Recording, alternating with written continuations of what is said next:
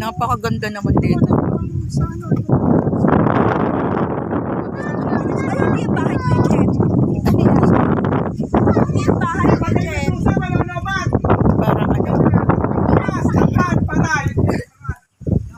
Yung bahay ko, Jen. Swimming pool, Oo. Resort niya.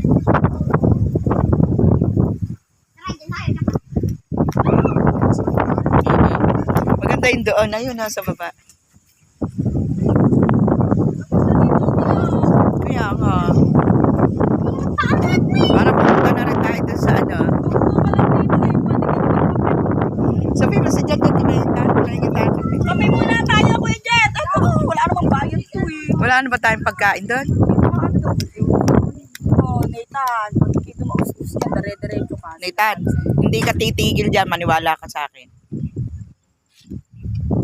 Daming ano yung ano nga yan. Sarap po. Ang ganda.